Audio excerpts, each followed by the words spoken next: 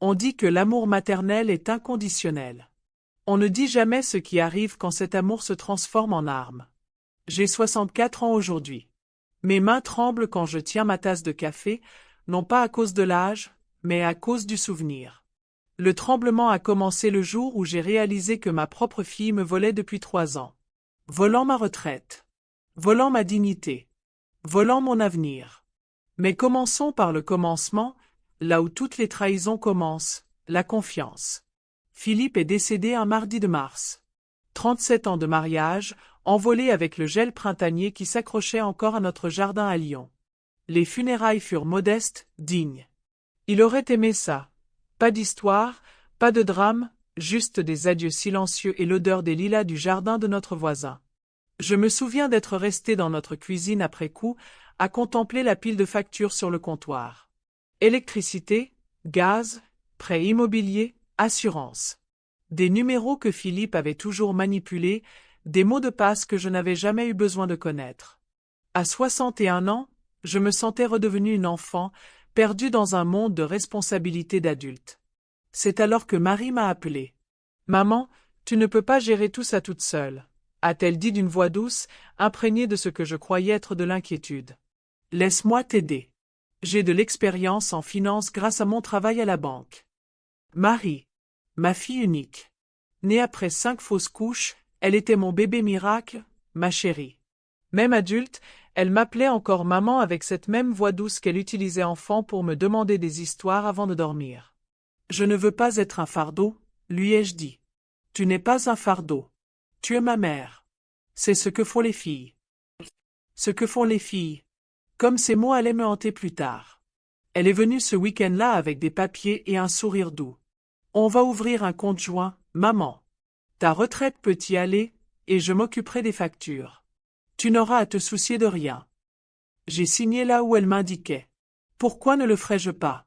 C'était Marie, la petite fille qui m'apportait des pissenlits du parc, qui m'appelait tous les dimanches sans faute. Elle m'embrassait sur le front quand je lui rendais le stylo. Voilà. Maintenant, tu peux te concentrer sur ta guérison au lieu de te soucier de l'argent. La guérison. Comme si le deuil était un os brisé qui se réparait avec le temps et des soins appropriés. Les premiers mois, Marie a été parfaite. Elle apportait les courses tous les mercredis, payait les factures à temps, m'aidait même à ranger les affaires de Philippe. Elle s'asseyait avec moi le soir, buvait de la tisane et parlait de son travail, de ses amis, de son rêve de fonder une famille un jour. « Tu es si gentille avec moi », lui ai-je dit un soir alors qu'elle pliait le linge pendant que je regardais la télévision. « Ce n'est rien, maman. En plus, tu m'as élevée pour prendre soin de ma famille. » Famille. Un autre mot qui me trottait dans la bouche plus tard. Les versements de la retraite étaient mensuels, 1847 €, le travail de Philippe condensé en une somme censée me permettre de subvenir à mes besoins pour les dernières années. Ce n'était pas grand-chose, mais c'était à moi. Du moins, c'est ce que je croyais. Marie s'occupait de tout. Les relevés bancaires ont cessé d'arriver à la maison. Ils sont tous numériques maintenant, maman. Je les consulte en ligne pour toi. Quand je demandais à les voir, elle me faisait un geste dédaigneux de la main. Tout va bien. Fais-moi confiance. Les mots les plus dangereux, quelle que soit la langue. Tout a commencé par des petites choses. Le yaourt cher que j'aimais a disparu de ma liste de courses.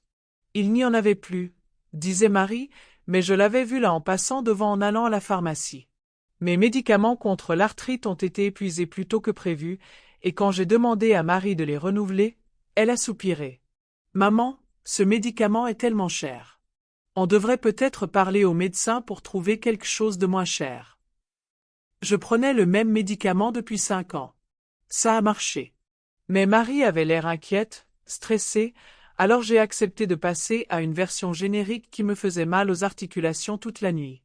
Puis il y a eu l'incident de la facture de chauffage. Il faisait froid en mars cette année-là, et j'avais maintenu le thermostat à 18 degrés, pas vraiment extravagant pour une vieille femme au sang clair. Mais Marie m'a grondé. « Maman, on ne peut pas gaspiller d'argent pour le chauffage.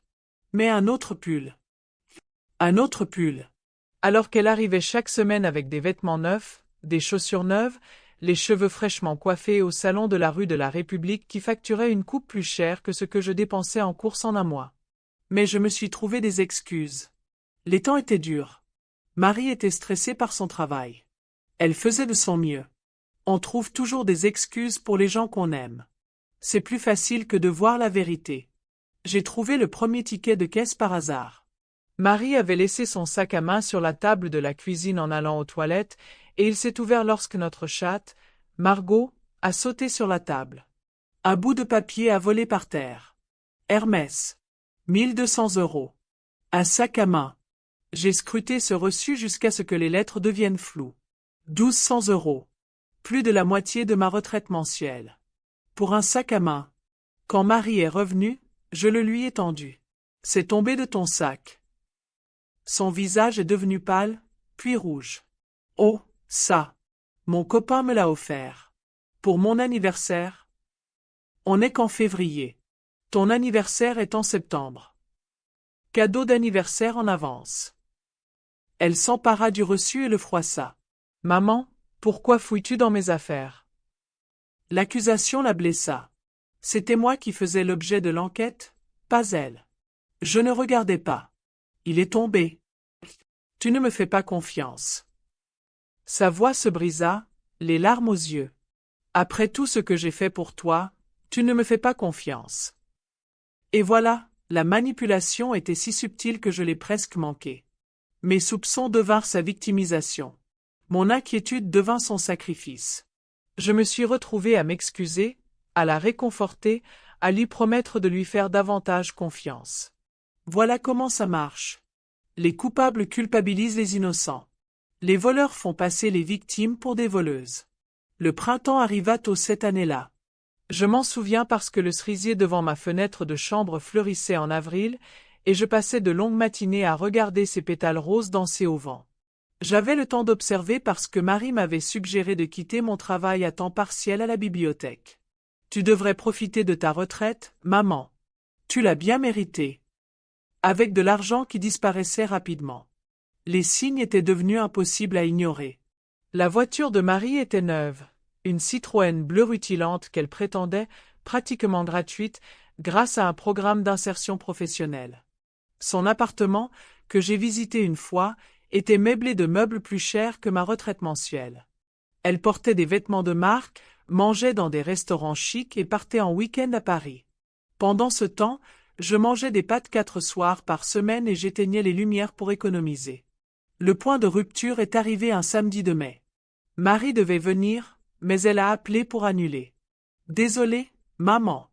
Il y a eu un imprévu. Quelque chose. Toujours quelque chose pour me voir, mais jamais pour accéder à mon compte. J'ai décidé d'aller à la banque à pied. Elle n'était qu'à 15 minutes de chez moi et il faisait beau. Je me suis dit que je voulais juste consulter mon solde, voir les relevés que Marie disait, trop compliqués, pour que je les comprenne. Le jeune homme derrière le guichet était gentil et patient. Il a imprimé 6 mois de relevés pendant que j'attendais, les mains jointes sur mes genoux comme une écolière. Les chiffres n'avaient aucun sens au début. Des retraits importants, parfois 3 ou 4 fois par semaine. Des avances de fonds. Des virements sur des comptes que je ne connaissais pas. Ma pension était versée chaque mois, mais elle disparaissait en quelques jours. « Madame, vous allez bien ?» a demandé le banquier. « Vous êtes pâle ?» Je ne pouvais pas parler. Les papiers tremblaient dans mes mains tandis que je lisais transaction après transaction. Boutique de créateurs. Restaurant chic. Des retraits d'espèces de 300, 4 cents, 500 € à la fois. Ces retraits, ai-je finalement réussi à dire. Je ne les ai pas faits. Il a froncé les sourcils en se penchant en avant. Mais madame, ils sont tous effectués avec votre carte, avec votre code PIN. Marie connaissait mon code PIN. Je le lui avais donné pour qu'elle puisse m'aider. Pour qu'elle puisse s'occuper de moi. Il faut que je parle à quelqu'un pour fraude, ai-je murmuré. Le pire était à venir. En examinant mon compte, le banquier a découvert autre chose. Un prêt de 25 000 €, souscrit à mon nom 3 mois plus tôt. Mais je n'ai jamais fait de demande de prêt, ai-je protesté. Il y a une signature ici, madame. Et tous les documents nécessaires. Il m'a montré les papiers. Mon nom, mon adresse, mon numéro de sécurité sociale. Et là, en bas, une signature qui ressemblait à la mienne mais qui n'était pas tout à fait correcte. Le « E » de mon nom de famille était différent. La boucle de mon prénom était trop petite. Marie avait falsifié ma signature. Marie avait contracté un prêt à mon nom. Marie avait volé 25 000 € à une banque et m'avait chargé de les rembourser. J'étais assise dans ce bureau stérile, baignée par l'odeur du papier frais et de la climatisation, et j'ai senti mon monde s'effondrer. Ce n'était pas seulement un vol. C'était une usurpation d'identité. C'était une fraude. C'était ma fille qui détruisait ma vie morceau par morceau en souriant et en m'appelant maman. Le banquier a parlé doucement des rapports de police et des poursuites judiciaires. Des services antifraude et des enquêtes. Ses paroles semblaient lointaines, comme s'il parlait du fond d'un puits. Je ne pensais qu'à Marie, à 7 ans, sans ses dents de devant, qui me disait qu'elle voulait être comme moi quand elle serait grande. Fais attention à ce que tu souhaites, me suis-je dit. Elle était devenue comme moi, la victime de quelqu'un en qui elle avait confiance. J'ai appelé Marie de la banque. Mes mains tremblaient en composant son numéro, le même que j'avais appelé des milliers de fois au fil des ans. Souhait d'anniversaire. Projet de vacances. Prendre de ses nouvelles parce que je m'inquiétais, parce que je l'aimais, parce qu'elle était ma fille unique. Maman, qu'est-ce qui ne va pas? Tu as l'air contrariée. Je suis à la banque, Marie. Un silence. Assez long pour que j'entende sa respiration, pour imaginer son visage changer lorsqu'elle a compris ce que cela signifiait. Quelle banque? A-t-elle finalement demandé. Tu sais quelle banque? Celle où tu me voles ma pension depuis 3 ans. Voler? Sa voix s'éleva, indignée. Maman, de quoi parles-tu? Je t'ai aidé. J'ai payé tes factures, fait tes courses. Avec mon argent. L'argent que tu m'as volé. Je n'ai rien volé. Tu as signé ces papiers. Tu m'as donné accès à ton compte. Tu m'as demandé de gérer tes finances. Je t'ai demandé de m'aider à payer mes factures, pas d'acheter des sacs Hermès et de contracter des prêts à mon nom. Un autre silence. Puis, des prêts? Maman, je ne sais pas de quoi tu parles. 25 000 €, Marie. Faux avec ma signature. C'est impossible. Il doit y avoir une erreur. La seule erreur a été de te faire confiance. Elle plairait maintenant. De grands sanglots, des sanglots qui m'auraient brisé le cœur autrefois. Maman, s'il te plaît. Tu es confuse. Tu n'as pas les idées claires. Depuis la mort de papa, tu es tellement distraite. Je ne suis pas distraite. Les mots résonnèrent dans le hall de la banque. D'autres clients se retournèrent pour regarder, mais je m'en fichais. Je ne suis pas confuse. Je ne suis pas folle. J'ai été victime d'un vol commis par ma propre fille. Ne dis pas ça. S'il te plaît, ne dis pas ça. C'est vrai. Maman, écoute-moi. On peut arranger ça. On peut trouver une solution.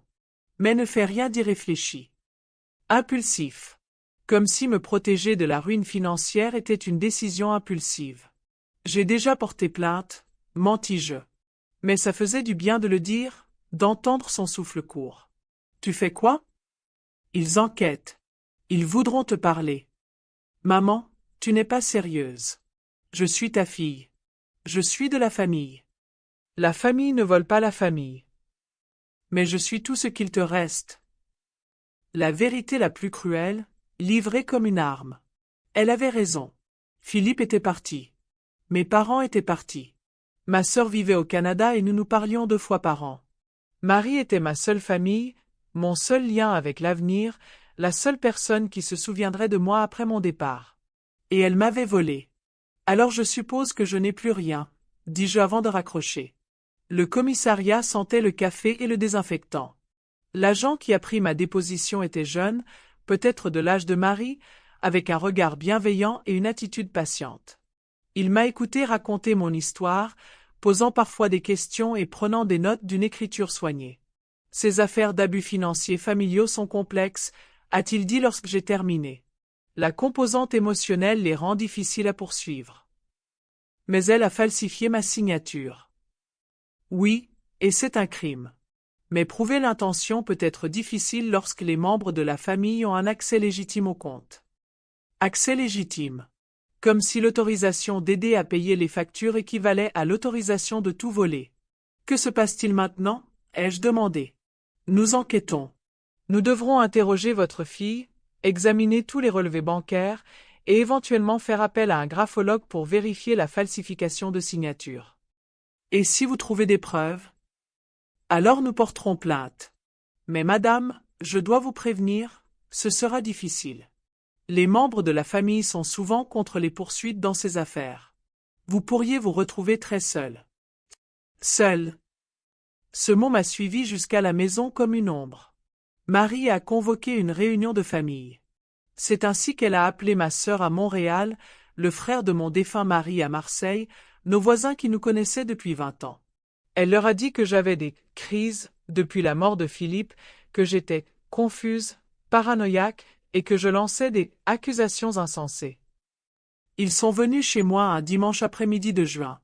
Ils étaient assis dans mon salon, buvant le café que j'avais préparé, mangeant les biscuits que j'avais achetés, et parlaient de moi comme si je n'étais pas là. C'est compréhensible, a dit ma belle-sœur en me tapotant la main. Le deuil peut faire voir des choses qui n'existent pas. Marie a été si bonne pour vous, a ajouté ma voisine, Madame Dupont. Elle a tellement bien pris soin de vous. Prendre soin de moi? Elle me vole. Maman, s'il vous plaît. La voix de Marie était douce, blessée. Tout le monde voit que tu ne vas pas bien. On devrait peut-être parler à ton médecin d'un traitement contre l'anxiété. Des médicaments contre l'anxiété. Pour traiter les symptômes du vol plutôt que de s'attaquer au vol lui-même. J'ai des relevés bancaires, dis-je en sortant les papiers. La preuve du vol. Mon beau-frère jeta un coup d'œil au relevé, puis à Marie. Ce ne sont que des transactions normales. Marie t'aide à gérer ton argent. Des transactions normales? 1200 € pour un sac à main? 500 € de retrait d'espèces 3 fois par semaine? Maman, tu m'as demandé de t'acheter ces choses. Tu as dit que tu voulais te faire plaisir. Le mensonge était si lisse, si sûr de lui, que pendant un instant j'ai douté de moi-même. Avais-je demandé un sac à main à 1200 €? Avais-je demandé tous ces retraits d'espèces? Mais je me suis souvenu des médicaments contre l'arthrite que je ne pouvais pas payer. De la facture de chauffage pour laquelle elle m'avait grondé. Des dîners de pâtes pendant qu'elle mangeait dans des restaurants chics. Je n'ai jamais rien demandé de tout ça, dis-je doucement. Le stress du veuvage peut causer des problèmes de mémoire, a expliqué Marie à la salle. J'ai essayé de l'aider, mais elle est de plus en plus confuse, de plus en plus paranoïaque. Paranoïaque. Le mot flottait dans l'air comme de la fumée. Peut-être, dit doucement ma belle-sœur, tu devrais laisser Marie gérer tes finances. Jusqu'à ce que tu ailles mieux. Je ne suis pas malade, me suis-je levé, la tasse de café cliquetant entre mes mains. Je ne suis pas perdu. Je ne suis pas paranoïaque. Ma propre fille m'a volé, et au lieu de m'aider, tu l'aides à me manipuler. Maman. Sortez. Ma voix était basse mais ferme. Vous tous. Sortez de chez moi. Elles partirent à contre-cœur, murmurant entre elles intervention et aide professionnelle. Marie fut la dernière à partir. Je suis désolée que nous en soyons arrivés là, dit-elle à la porte. Je t'aime, maman. Même quand tu es comme ça. Même quand tu es comme ça. L'insulte finale, les larmes aux yeux. Je fermai la porte à clé derrière elle et m'y affaissai. Pour la première fois de ma vie, j'étais vraiment seule. Trouver un avocat fut plus difficile que prévu. Les 3 premiers que j'ai appelés ont refusé de prendre l'affaire. Affaire familiale, ont-ils dit. Compliqué. Peu de chances d'aboutir. La 4e était différente. Maître Laurent était jeune, une trentaine d'années, avec un visage sérieux et un petit bureau au-dessus d'une boulangerie. Elle m'a écouté sans interruption, hochant parfois la tête et prenant des notes. « Avez-vous envisagé la médiation » m'a-t-elle demandé lorsque j'ai terminé. La médiation? S'asseoir avec votre fille et essayer d'élaborer un plan de remboursement. C'est moins conflictuel qu'un tribunal. Elle m'a volé plus de 50 000 € et a contracté un prêt à mon nom. Qu'est-ce qu'une médiation? La composante émotionnelle. Les relations familiales. Il n'y a pas de lien familial. Il y a un criminel et une victime. Elle m'a longuement observé. Vous êtes sûr de vouloir poursuivre? Ce sera difficile. Cher. Émotionnellement épuisant. J'en suis sûr. Et vous comprenez que même si nous gagnons, vous pourriez ne jamais récupérer l'argent. Je comprends. Alors commençons. La salle d'audience était plus petite que prévu. Murs beige, néon, odeur de vieux papier et climatisation. Assise derrière maître Laurent, les mains jointes sur les genoux, j'observais Marie entrer avec son avocat, un homme en costume coûteux qui semblait facturer plus cher alors que ce que je recevais en un mois. Marie avait maigri. Son visage était pâle, ses cheveux tirés en arrière en un chignon strict. Elle portait une robe noire simple et un maquillage minimaliste, l'image d'une fille dévouée et faussement accusée. Elle ne me regardait pas. Le procès a duré 3 jours. L'accusation a présenté des relevés bancaires, des signatures contrefaites, des témoignages d'experts en écriture. Ils ont montré les reçus Hermès, les notes de restaurant, les retraits d'espèces qui coïncidaient avec mes plaintes concernant le manque d'argent pour les nécessités de la vie. L'avocat de Marie a soutenu que j'avais donné mon autorisation pour toutes les dépenses. Que j'étais désorientée, distraite, incapable de gérer mes propres finances. Que Marie avait agi dans mon intérêt, effectué les achats que j'avais demandés, géré de l'argent que je ne pouvais pas gérer seule. Ma cliente s'occupe de sa mère âgée, a-t-il déclaré dans sa plaidoirie. Elle a été patiente, aimante et responsable. Criminaliser ses soins revient à criminaliser l'amour familial lui-même. L'amour familial. Cette phrase m'a retourné l'estomac. Quand mon tour est venu de témoigner, j'ai regardé Marie droit dans les yeux pour la première fois depuis le début du procès. Elle pleurait en silence, s'essuyant les yeux avec un mouchoir. Je l'ai mise au monde, ai-je dit. Je l'ai élevée. Je lui ai appris la différence entre le bien et le mal. Je lui ai tout donné, et elle m'a volé. Pas seulement de l'argent, elle m'a volé ma dignité, mon indépendance, mon avenir. Elle m'a fait douter de ma propre santé mentale. Et tout cela en me disant qu'elle m'aimait. Les épaules de Marie ont tremblé. Son avocat lui a posé une main réconfortante sur le bras. Je ne veux pas me venger, ai-je poursuivi. Je veux qu'elle rende des comptes. Je veux qu'elle comprenne que l'amour n'est pas un permis de voler. Que prendre soin de quelqu'un ne signifie pas l'y prendre. Que les obligations familiales sont réciproques. La juge était une femme âgée aux cheveux gris et au regard grave. Elle a écouté les deux parties d'un air impassible, posant des questions pointues sur les signatures, les codes d'accès et la définition du consentement. Finalement, elle a statué en ma faveur. Abus financier sur une personne âgée. Vol d'identité. Fraude. Marie a été condamnée à une peine de probation, à des travaux d'intérêt général et à une restitution intégrale. Mais nous savions tous les deux que l'argent avait disparu. Dépensé en sac à main, en dîner et en un train de vie que ma retraite avait financé sans jamais pouvoir le maintenir. Marie a fait appel du verdict. Son avocat a argué que la peine était trop lourde et que j'avais participé volontairement aux arrangements financiers. L'appel a été rejeté. Elle n'est pas allée en prison. Primo-délinquante, ont-ils dit. Situation familiale. Mais elle a été condamnée à me rembourser 53 000 € à raison de 200 € par mois. À ce rythme, il lui faudrait plus de 20 ans pour rembourser ce qu'elle avait volé. Je serais morte bien avant. Mais le procès m'avait donné quelque chose de plus précieux que l'argent. Il m'avait redonné la parole. Ma dignité. Ma vérité. J'ai commencé à intervenir dans des centres communautaires, mettant en garde les personnes âgées contre les abus financiers. Les statistiques étaient stupéfiantes. Une personne âgée sur 10 est victime d'abus financiers, et 60% du temps, ces abus sont perpétrés par des membres de sa famille. Ils utilisent notre amour contre nous, disais-je au public. Ils nous culpabilisent de nous protéger. Ils transforment nos soins en faiblesse. Après chaque discours, les gens s'approchaient de moi. Les larmes aux yeux, ils me racontaient leurs propres histoires. Des enfants qui avaient vidé leur compte en banque. Des petits-enfants qui avaient falsifié des signatures. Des conjoints qui avaient caché des dettes et volé des héritages. Nous n'étions pas seuls. Nous n'étions pas fous. Nous n'étions pas perdus.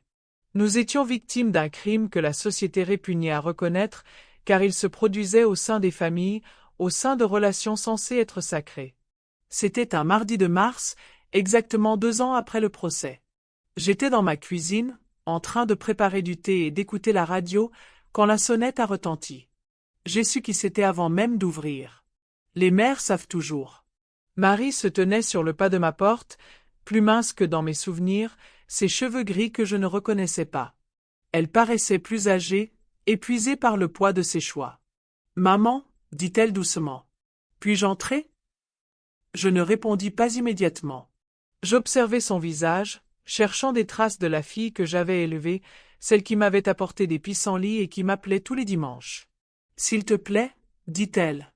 J'ai besoin de te parler. » Je m'écartai et la laissai entrer. Elle s'assit sur le canapé où elle s'était assise des centaines de fois auparavant, mais maintenant elle se perchait au bord comme une étrangère, incertaine de son accueil. J'ai réfléchi, commença-t-elle, elle, à ce qui s'est passé, à ce que j'ai fait. Tu m'as volé. Oui. Sa voix était à peine un murmure. Oui, je t'ai volé.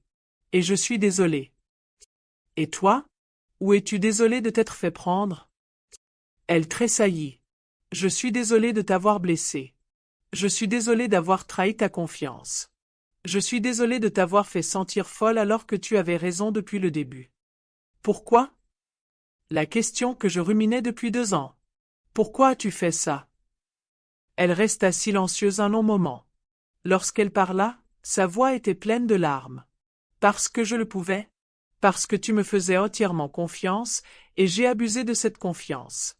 Parce que je me disais que je le méritais, que je travaillais dur pour prendre soin de toi, que tu voudrais que j'aie de belles choses. Avec mon argent. Avec ton argent. Oui. Pendant que je mangeais des pâtes et que je rationnais mes médicaments. Pendant que tu mangeais des pâtes et que tu rationnais tes médicaments. Elle pleurait maintenant, de gros sanglots horribles qui secouaient tout son corps. Une partie de moi voulait la réconforter, traverser la pièce et la serrer dans mes bras comme je l'avais fait quand elle était petite et effrayée. Mais je restais là. Je ne peux pas revenir en arrière, dit-elle. Je ne peux pas défaire ce que j'ai fait. Mais je veux arranger les choses. Je veux redevenir ta fille. Tu es ma fille. Tu seras toujours ma fille. Mais ça ne veut pas dire que je dois te laisser revenir dans ma vie. Maman, s'il te plaît. Je sais que je ne mérite pas le pardon, mais je te le demande quand même. Je te le supplie. Le pardon n'est pas la confiance. Alors donne-moi une chance de regagner ta confiance. Je la regardai assise là, brisée et suppliante, et sentis quelque chose changer en moi.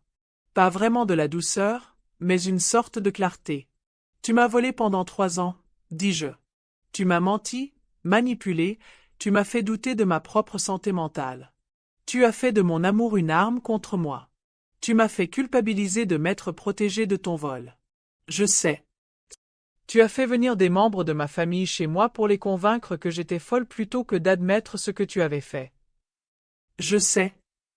Tu as engagé un avocat pour plaider devant le tribunal que voler ta mère âgée était un acte d'amour. Je sais. Et maintenant tu veux que je te pardonne et que je fasse comme si de rien n'était. Non. Elle s'essuya les yeux du revers de la main. Je veux que tu me pardonnes, sachant que c'est arrivé. Sachant que j'ai fait ces choses. Sachant que je pourrais les refaire si je ne fais pas attention. Son honnêteté me surprit. Pour la première fois depuis des années, Marie me disait la vérité. Je peux te pardonner, dis-je finalement. Mais je ne peux pas oublier ce que tu as fait. Et je ne peux pas prétendre que le pardon signifie que tout redeviendra comme avant. Qu'est-ce que ça veut dire alors? Ça veut dire que j'espère que tu trouveras la paix. Ça veut dire que j'espère que tu apprendras à vivre avec ce que tu as fait. Ça veut dire que j'espère que tu ne feras plus jamais ça à personne. Et nous? Il n'y a pas de nous. Il y a toi, et il y a moi, et il y a cet espace entre nous où régnait la confiance. Elle hocha lentement la tête. Je comprends. Et toi? Parce que comprendre, c'est accepter que certaines choses sont irréparables. Certaines relations sont irréparables. Certains dommages sont permanents. Je comprends.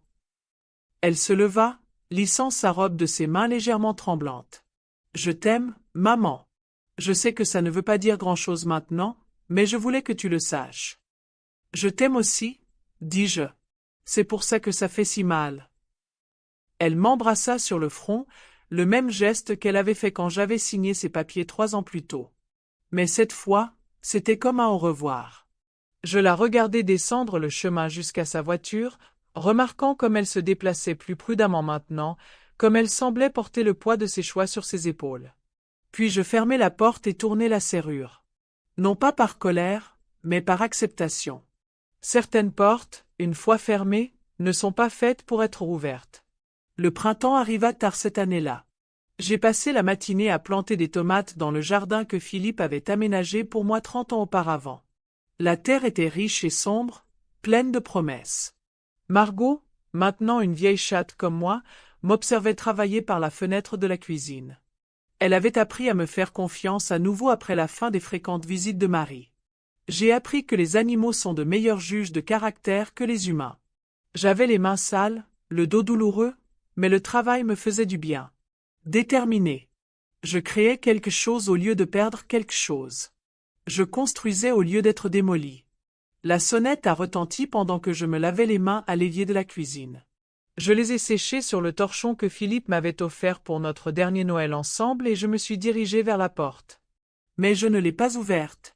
Au lieu de cela, je suis resté là, à écouter les bruits venant de l'autre côté.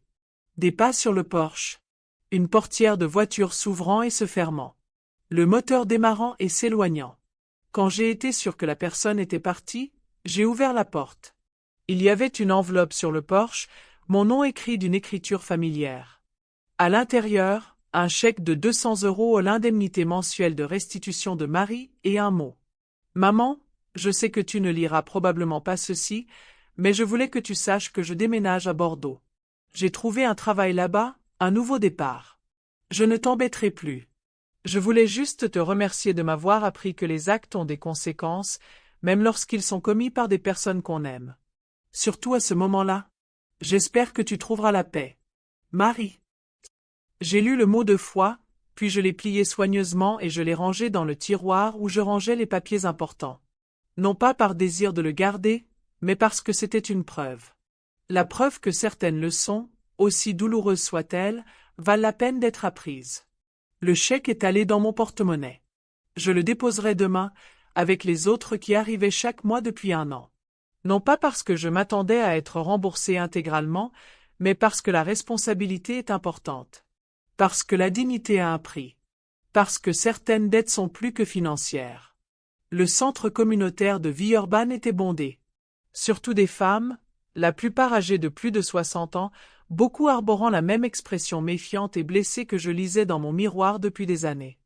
Je m'appelle Marguerite, ai-je commencé, et je suis ici pour vous raconter le jour où j'ai découvert que ma fille me volait. La salle était silencieuse. Ces femmes connaissaient les secrets, la honte, le terrible choix entre se protéger et protéger sa famille. Pendant 3 ans, je lui ai trouvé des excuses. Je me disais qu'elle était stressée, qu'elle faisait de son mieux, qu'elle m'aimait. Parce qu'elle m'aimait, à sa manière. Mais l'amour sans respect n'est qu'une autre forme de maltraitance. Une femme au premier rang pleurait. Une autre serrait son sac plus fort. Ils m'ont dit que j'étais confuse, paranoïaque. Que le chagrin me faisait imaginer des choses. Mais je n'étais pas confuse. J'étais manipulée par quelqu'un qui savait exactement sur quoi appuyer, exactement comment utiliser mon amour contre moi. J'ai parlé pendant 1 heure. Des signes avant-coureurs, de la procédure judiciaire, de l'importance d'avoir ses propres comptes bancaires et de tenir ses propres registres. De la différence entre aider et soutenir, entre loyauté et destruction familiale. Mais surtout, j'ai parlé du moment où j'ai compris que me protéger n'était pas égoïste, c'était nécessaire. Que fixer des limites n'était pas cruel, c'était une question de survie. Certains d'entre vous sont assis là, à réfléchir à leur propre situation, ai-je dit. Vous vous demandez si vous réagissez de manière excessive, si vous êtes trop dur, si vous devriez leur donner une autre chance. Laissez-moi vous dire une chose, votre instinct a probablement raison. Faites-leur confiance. Après le discours, ils ont fait la queue pour me parler. Histoire après histoire d'abus financiers, de manipulation émotionnelle, de membres de la famille qui avaient utilisé l'amour comme une arme. Que dois-je faire ? A demandé une femme dont le fils avait falsifié sa signature sur des chèques. On se protège, ai-je dit. On documente tout. On se fait aider. On se rappelle qu'être la mère de quelqu'un ne fait pas de vous une victime. Mais c'est mon fils. Et vous êtes sa mère. Vous lui avez appris à distinguer le bien du mal. S'il fait le mauvais choix, ce n'est pas votre faute. Mais ce n'est pas non plus votre responsabilité de le soutenir. Elle m'a serré dans ses bras en partant, cette étrangère qui comprenait ce que ma propre famille avait refusé de voir. Parfois, ceux qui nous aiment le plus sont ceux qui sont le moins capables de nous aider. Ma vie est plus calme maintenant. Plus petite. Je vais au marché le mardi, à la bibliothèque le jeudi, à la messe le dimanche.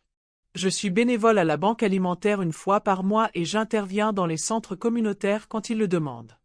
J'ai appris à gérer mes finances, ce que j'aurais dû faire il y a des années. J'ai mon propre compte en banque, mes propres mots de passe, ma propre conseillère financière, une femme du même âge que Marie qui me traite comme une adulte compétente et non comme une enfant désemparée. L'argent que Marie m'a volé a presque disparu. J'en ai récupéré peut-être un tiers grâce à ses mensualités et à la vente de certains objets qu'elle a été forcée de rendre. Mais j'ai gagné quelque chose de plus précieux, mon indépendance, ma dignité, mon estime de moi-même. Je ne déteste pas Marie. La haine est trop épuisante, trop dévorante. Mais je ne lui fais pas confiance non plus. La confiance, une fois brisée, est presque impossible à reconstruire, surtout lorsque la personne qui l'a brisée continue de justifier ses actes. Parfois, tard le soir, je me demande ce qui serait arrivé si j'étais resté silencieux. Si j'avais accepté ses explications, si je l'avais laissé continuer à gérer mes finances, si j'étais mort tranquillement dans la pauvreté pendant qu'elle vivait dans le luxe. Mais je sais ce qui serait arrivé. Je serais mort en victime, et elle aurait appris que l'amour est quelque chose qu'il faut exploiter, pas chérir. Au lieu de cela, j'ai choisi de parler. De me battre. D'exiger des comptes de la personne qui m'avait tout pris tout en prétendant m'aimer. C'était la chose la plus difficile que j'ai jamais faite. Plus difficile que d'enterrer mon mari, plus difficile que d'apprendre à vivre seule, plus difficile que d'admettre que j'avais été une idiote. Mais c'était aussi la chose la plus importante que j'ai jamais faite. La lettre est arrivée un lundi de novembre. Pas l'enveloppe de restitution habituelle de Marie, mais du papier épais, du papier à lettres coûteux, le genre qu'elle aurait acheté avec mon argent autrefois. J'ai failli la jeter sans la lire. Mais la curiosité, cette terrible faiblesse humaine, m'a fait l'ouvrir. Chère maman, commençait-elle. Je t'écris pour t'annoncer que je vais me marier. Il s'appelle Thomas, et c'est un professeur. Il est au courant de ce qui s'est passé entre nous, de ce que je t'ai fait. Je le lui ai dit parce que je ne voulais pas fonder un mariage sur des mensonges. Il dit qu'il me pardonne, mais il dit aussi qu'il comprend pourquoi tu ne peux pas. Il dit que le pardon se donne, mais que la confiance se gagne, et j'ai arrêté de gagner la tienne il y a longtemps. Nous organisons une petite cérémonie à Bordeaux le mois prochain. Je voulais t'inviter, mais je sais que tu ne viendras pas. Je sais que tu ne peux pas venir. Je sais que j'ai renoncé au droit de t'attendre à mon mariage quand je t'ai volé. Mais je voulais que tu saches que j'essaie d'être meilleur. Je suis en thérapie. J'apprends les limites, le respect et la différence entre l'amour et la possession. J'apprends que prendre soin de quelqu'un ne signifie pas lui prendre. Je suis désolé, maman. Je serai toujours désolé. Pas seulement de t'avoir pris ton argent, mais aussi ta confiance. De t'avoir pris ta tranquillité d'esprit. De t'avoir pris ta foi en la bonté des gens. J'espère que tu es heureux. J'espère que tu es en bonne santé. J'espère que tu as trouvé la paix. Je t'aime. Je sais que ça ne veut plus dire grand-chose maintenant, mais c'est vrai. Ta fille, Marie.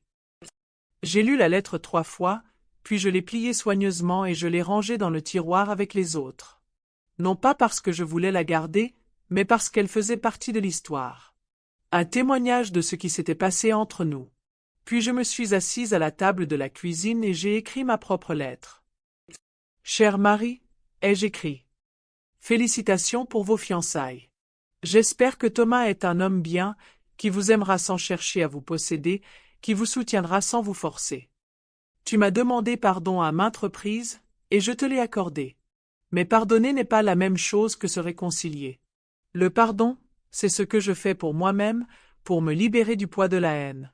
La réconciliation, c'est ce que deux personnes vivent ensemble, et elle exige une confiance qui n'existe plus entre nous.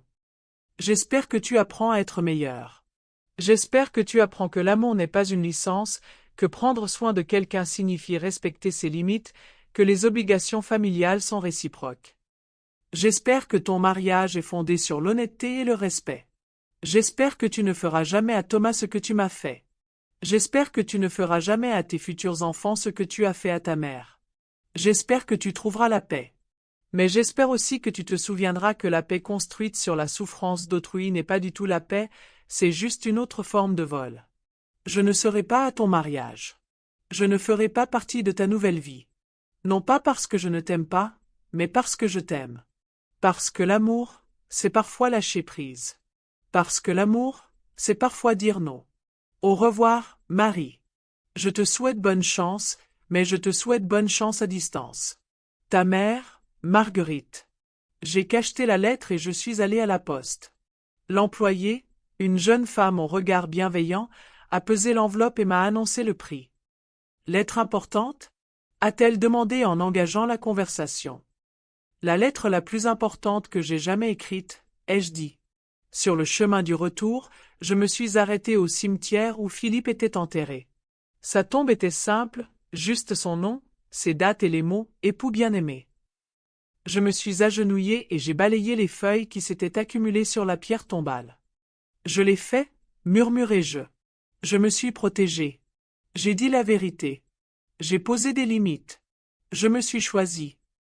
Le vent soufflait dans les arbres et, l'espace d'un instant, j'ai presque entendu sa voix. Je suis fier de toi, sembla-t-il dire. Je suis fier de la femme que tu es devenue. Le mariage de Marie avait lieu un samedi de décembre. Je le savais parce que j'avais conservé la lettre, et je le savais parce que je me suis réveillé ce matin-là avec un vide dans la poitrine. Quelque part à Bordeaux, ma fille se mariait. Et je n'étais pas là. C'était le bon choix. Le seul choix. Mais ça faisait quand même mal. J'ai passé la matinée à faire le ménage, l'après-midi à lire, la soirée à regarder de vieux films à la télévision. Des activités normales pour une journée normale. Mais ce n'était pas une journée normale. Ce jour-là, j'ai pleinement accepté que certaines relations ne survivent pas à la vérité. Vers 18 heures, mon téléphone a sonné. L'espace d'un instant, j'ai cru que c'était Marie, qui m'appelait pour m'annoncer son mariage, pour partager son bonheur malgré tout. Mais c'était Madame Dubois, du centre communautaire. Marguerite, j'espère que ça ne vous dérange pas que je vous appelle, mais j'ai un service à vous demander. Il y a une femme ici, peut-être 45 ans, dont la mère la vole. Elle est effrayée, confuse, et ne sait pas quoi faire. Je lui ai raconté votre histoire, et elle se demandait si vous accepteriez de lui parler. Ce soir? Si vous êtes disponible. Je sais que c'est samedi soir, mais elle a vraiment du mal. J'ai pensé à Marie dans sa robe de mariée, échangeant ses vœux avec un homme qui savait la vérité sur elle. J'ai pensé à la soirée vide qui s'étendait devant moi, remplie de films, de souvenirs et du poids des choix faits et non faits. Je serai là dans 1 heure, ai-je dit. La femme s'appelait Sophie. Elle était plus jeune que Marie, avec des cheveux noirs courts et des yeux fatigués. Elle était assise en face de moi dans la cuisine du centre communautaire, serrant une tasse de thé dans ses mains qui tremblaient légèrement. « C'est ma mère, dit-elle, comme si cela expliquait tout. Je suis censé l'aimer inconditionnellement. Je suis censé prendre soin d'elle. Mais elle imite ma signature sur des chèques, utilise mes cartes de crédit, contracte des prêts à mon nom. Depuis combien de temps ça dure? 2 ans. Peut-être plus. Je n'arrête pas de penser que je me fais des illusions, que je suis parano. Elle dit qu'elle essaie juste de m'aider à mieux gérer mon argent. Et tu la crois? Je veux la croire. C'est ma mère. Je tendis la main par-dessus la table et couvris ses mains tremblantes des miennes. Aimer quelqu'un ne signifie pas se laisser détruire. Être la fille de quelqu'un ne fait pas de toi sa victime. Et si j'avais tort? Et si elle essayait vraiment de m'aider? Alors pourquoi es-tu là? Pourquoi as-tu peur? Pourquoi tes mains tremblaient? Elle resta silencieuse un long moment. Puis, parce que je sais qu'elle ment. Parce que je sais qu'elle me vole. Parce que je sais qu'à chaque fois que j'essaie de la confronter, elle me fait me sentir folle. Alors tu n'es pas folle. Tu te laisses manipuler par quelqu'un qui sait exactement comment te manipuler. Que faire? Tu te protèges. Tu documentes tout. Tu te fais aider. Tu te souviens qu'être la fille de quelqu'un ne fait pas de toi une victime. Nous avons discuté pendant 2 heures. De preuves, d'avocats et de rapports de police. De la différence entre aider et soutenir, entre loyauté familiale et destruction familiale. Du courage qu'il faut pour dire la vérité sur quelqu'un qu'on aime. Quand Sophie est partie, elle m'a serré fort dans ses bras. Merci, a-t-elle murmuré. Merci de m'avoir montré que je ne suis pas seule. Tu n'es pas seule, ai-je dit. Et tu n'es pas folle. Et tu n'as pas tort de te protéger. Je rentrais chez moi à pied par les rues tranquilles de Lyon, passant devant les maisons où les familles se réunissaient pour les dîners du samedi soir, devant les cafés où les couples partageaient vin et conversation, devant l'église où Marie et moi allions à la messe de minuit ensemble. Mon téléphone a vibré, j'ai reçu un SMS. Pendant un instant, mon cœur a bondi, pensant que c'était peut-être Marie, partageant avec moi un petit moment de son mariage. Mais c'était de Sophie. J'ai déposé plainte. Effrayée mais déterminée. Merci de m'avoir donné le courage de parler. J'ai souri en rangeant le téléphone dans mon sac à main. Quelque part à Bordeaux, ma fille dansait à sa réception de mariage, entourée de gens qui l'aimaient tout en sachant la vérité à son sujet. Et ici, à Lyon, je rentrais seule chez moi, après avoir aidé une autre femme à trouver le courage de se protéger des violences familiales. Les deux étaient des formes d'amour. Les deux étaient nécessaires.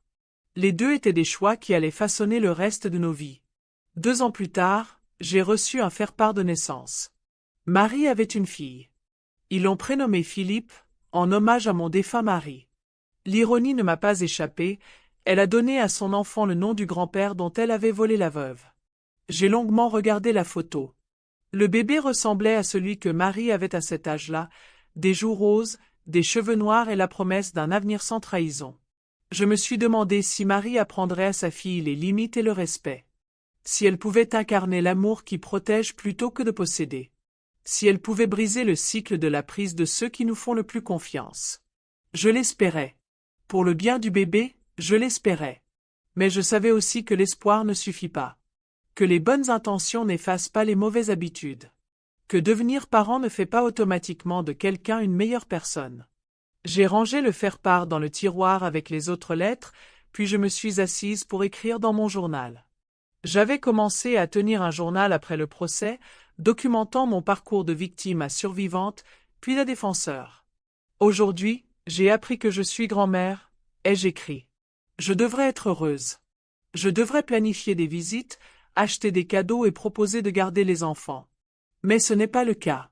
Parce qu'être grand-mère pour l'enfant de Marie signifierait faire comme si ce qui s'est passé entre nous n'avait pas eu lieu. Cela signifierait apprendre à ma petite fille que les relations familiales comptent plus que la sécurité personnelle. Cela signifierait incarner l'amour qui permet plutôt qu'il ne renforce. Je choisis de ne pas faire ça. J'ai choisi d'être la grand-mère absente plutôt que celle qui a appris à sa petite fille qu'aimer, c'est accepter la maltraitance. C'est un choix difficile. Peut-être le mauvais. Mais c'est mon choix, et je suis en paix avec lui. J'ai fermé le journal et me suis préparé une tasse de thé. Dehors, les fleurs printanières s'épanouissaient dans le jardin que Philippe avait aménagé pour moi. À l'intérieur, Margot dormait dans un coin de soleil sur le sol de la cuisine. Ma vie était petite maintenant, mais elle m'appartenait. Mes choix étaient limités, mais c'étaient mes choix. Mon avenir était incertain, mais c'était mon avenir. Et cela, je l'avais appris, était suffisant. 5 ans après le procès, on m'a invité à prendre la parole lors d'une conférence sur la maltraitance des personnes âgées à Paris. Le public était différent cette fois-ci, des travailleurs sociaux, des avocats, des policiers, des avocats. Des personnes qui traitaient quotidiennement des cas comme le mien. Le plus dur, leur ai-je dit, ce n'est pas la perte financière, c'est la perte de confiance.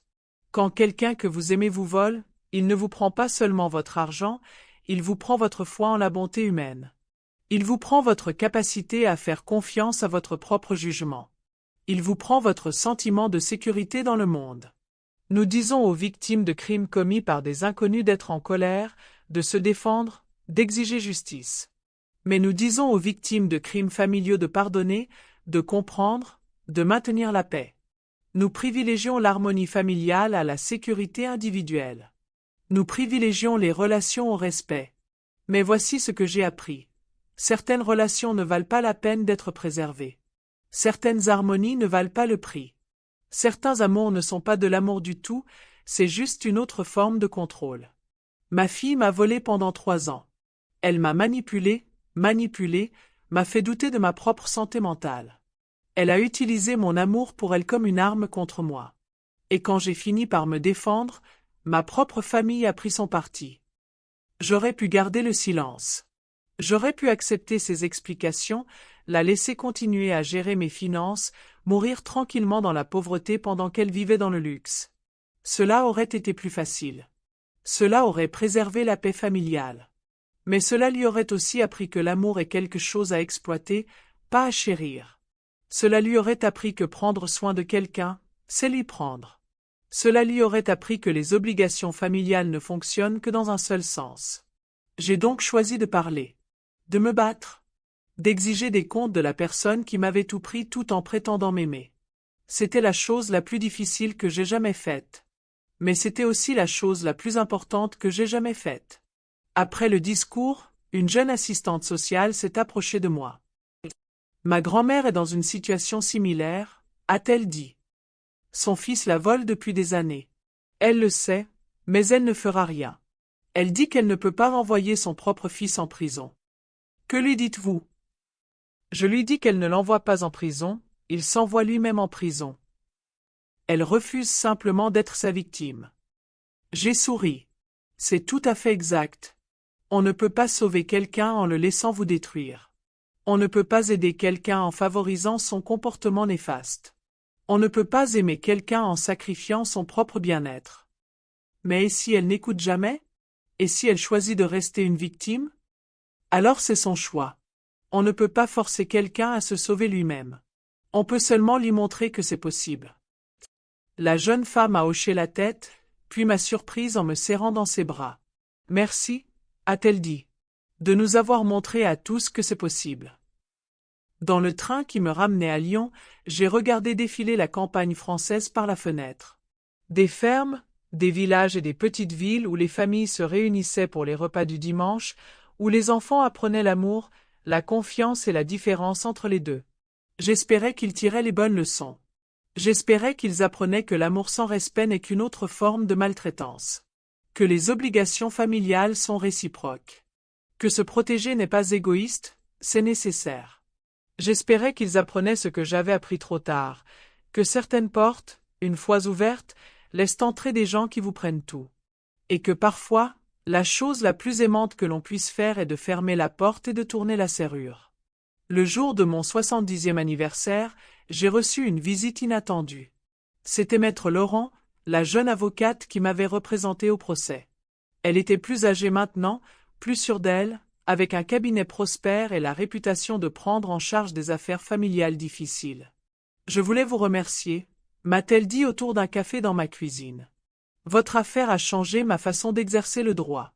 Elle m'a appris que parfois les batailles les plus importantes se livrent au sein des familles, pas entre des inconnus. Avez-vous eu d'autres cas comme le mien? Des dizaines. Des enfants qui volent leurs parents, des conjoints qui cachent des biens, des frères et sœurs qui se disputent des héritages. Mais tout commence de la même manière, avec quelqu'un qui aime trop et fait trop facilement confiance. Et finissent-ils tous de la même manière? Non. Certaines personnes choisissent de rester victimes. D'autres préfèrent laisser faire les abus plutôt que de les affronter. Mais d'autres choisissent de riposter, d'exiger des comptes, de se protéger même si cela leur coûte leur famille. Et quel est le bon choix? Le choix qui vous permet de dormir la nuit. Le choix qui vous permet de vous regarder dans le miroir. Le choix qui enseigne à la génération suivante ce que signifie vraiment l'amour. Après son départ, je me suis assise dans mon jardin à regarder le soleil se coucher sur les toits de Lyon. Les tomates étaient mûres, les roses fleurissaient et Margot chassait les papillons dans les herbes.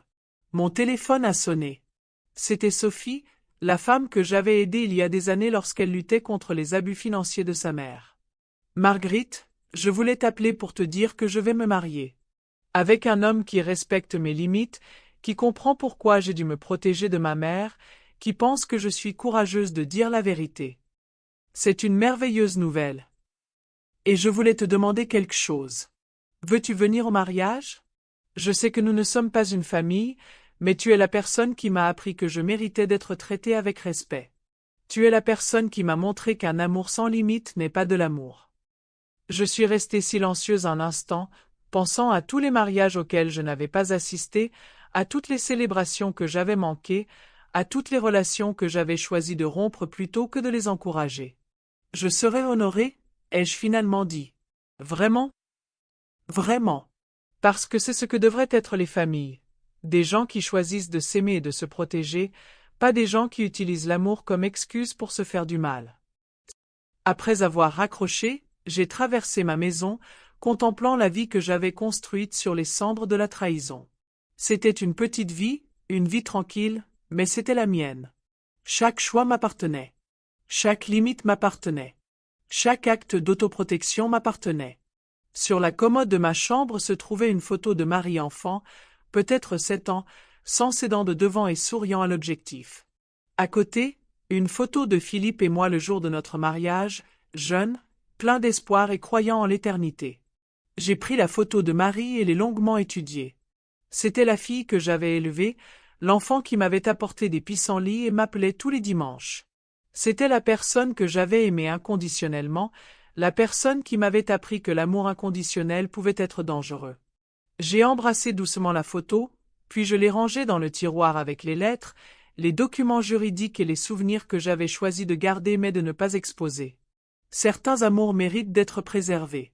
Certains amours méritent d'être protégés. Certains amours méritent d'être défendus. Et certains amours méritent d'être abandonnés. La dernière entrée de mon journal a été écrite un mardi de mars, exactement 10 ans après la mort de Philippe et 7 ans après le procès qui a tout changé. Aujourd'hui, j'ai aidé une femme à porter plainte contre son neveu qui la volait. Elle avait peur, honte, s'inquiétait de l'opinion de sa famille. Je lui ai dit ce que je dis à tout le monde, l'opinion de la famille compte moins que la sécurité personnelle. L'amour sans respect n'est qu'une autre forme de maltraitance. Elle a pleuré en signant les papiers. Non pas de tristesse, mais de soulagement. De savoir que quelqu'un la croyait, que quelqu'un soutenait son choix de se protéger. Je pensais que la famille était tout. Que le sang était plus fort que l'eau. Que l'amour signifiait tout accepter, tout pardonner, permettre à chacun de vivre. Maintenant, je sais que la famille qui compte est celle qu'on choisit, pas celle dans laquelle on est. Que le sang ne sert à rien s'il est utilisé pour vous vider. Que l'amour signifie respecter les limites, ne pas les franchir. Marie m'envoie parfois des cartes. Des cartes d'anniversaire, des cartes de Noël, des photos de bébés. Je les lis, les regarde, puis les range dans le tiroir avec toutes les autres preuves de ce que nous étions.